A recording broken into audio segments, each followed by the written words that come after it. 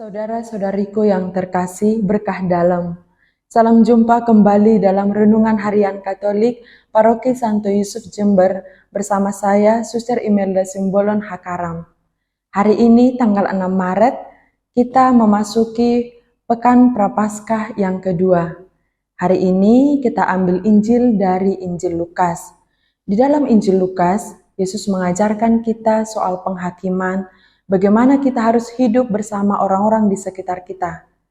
Nah, saudaraku yang terkasih, dalam Injilnya Yesus berkata, "Berilah maka kamu akan diberi. Sebab ukuran yang kamu pakai juga akan diukurkan kepadamu." Jadi, singkatnya, apa yang kita tanam itu yang akan kita tuai. Apa yang kita berikan itu yang akan kita dapat. Nah, saudara-saudaraku yang terkasih, dalam hidup sekarang, hidup kita sehari-hari, dalam hidup bersama orang lain, seringkali kita melakukan banyak penghakiman yang tidak adil terhadap orang-orang di sekitar kita.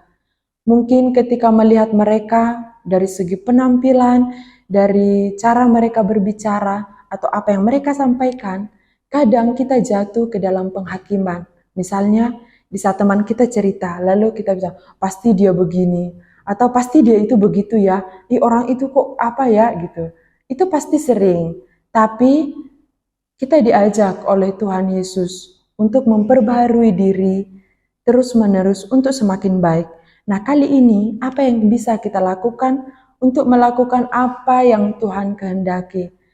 Untuk menghindari penghakiman yang kurang adil terhadap sesama, hal pertama yang bisa kita lakukan adalah mengenal orang-orang di sekitar kita secara lebih mendalam. Seperti kata pepatah, tak kenal maka tak sayang. Maka saudara-saudariku, ketika kita hidup bersama banyak orang, kita bertemu setiap hari, bicara setiap hari, belum tentu kita kenal mereka. Belum tentu kita kenal bagaimana mereka secara mendalam. Tapi di sini kita diajak untuk sering mendengarkan mereka, apa yang mereka katakan, lalu sering memberikan hati, memberikan waktu terhadap mereka, supaya mungkin dengan demikian kita bisa lebih mengenal mereka. Dan ketika kita bisa mengenal mereka, ketika kita menemukan kelemahan-kelemahan mereka, dengan bantuan Tuhan Allah, bantuan Roh Kudus, kita bisa memaklumi apa yang menjadi kekurangan mereka. Nah, yang kedua adalah setelah kita belajar untuk mengenal orang lain secara lebih mendalam, kita juga diajak untuk membiasakan diri untuk membuang persepsi jelek tentang orang lain atau menyimpan gosip-gosip tentang orang lain sebelum kita mengenal mereka sebagaimana mereka adanya. Banyak kali dalam kehidupan sehari-hari juga, dalam hidup bersama juga, kita belum kenal, kita belum pernah tinggal dengan orang itu, tapi di dalam hati, di dalam pikiran kita sudah memberikan banyak cap, memberikan banyak gelar, sehingga itu membuat kita untuk kesulitan menerima mereka. Nah, ini ada dua hal yang bisa kita lakukan untuk menyenangkan hati Tuhan melalui sesama, untuk mengikuti apa yang Tuhan katakan soal bagaimana kita harus menghakimi orang lain. Karena toh, seperti yang Tuhan katakan, satu-satunya hakim adalah Tuhan. Dan sebenarnya siapapun kita, apapun pekerjaan kita, bagaimanapun usia kita tidak pernah mempunyai hak untuk menghakimi orang lain. Maka mari saudara-saudaraku yang terkasih, di masa Prapaskah ini, masa Retret Agung ini, kita berusaha sebaik mungkin untuk memperbaiki diri kita agar menjadi berkat bagi orang lain. Tuhan memberkati. Amin.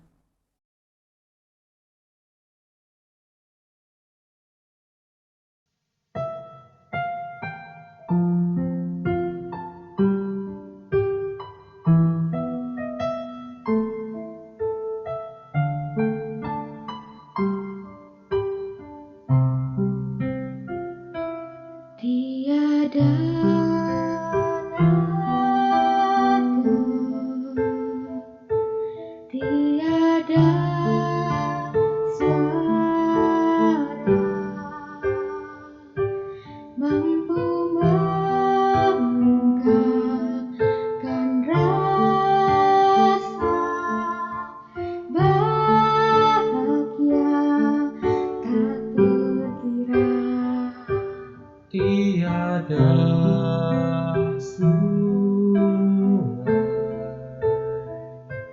tiada samudra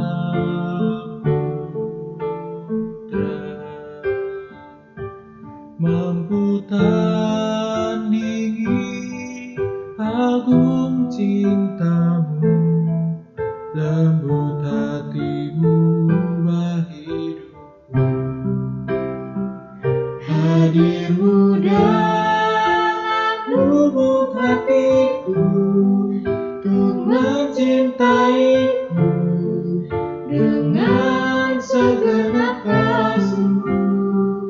Ku bahagia selalu bersamamu Yesus, karena aku kau cinta.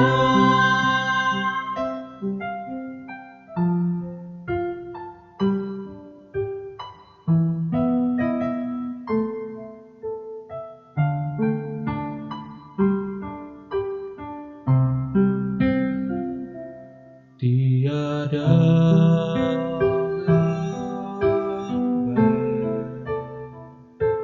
tiada bukit kan menghalangi langkahku menyambut kasihmu. Tiada bimbang, tiada ragu, tak ingin aku jauh darimu. Ku ingin hidup bagimu, Yesus. Hadirmu dalam lubuk hatiku untuk mencintaiku dengan segenap kasihmu. Ku bahagia selalu bersamamu Yesus, karena aku kau cinta. Hadirmu dalam lubuk hatiku untuk mencintaiku dengan segenap kasihmu. Ku bahagia selalu bersamamu Yesus, karena aku kau cinta.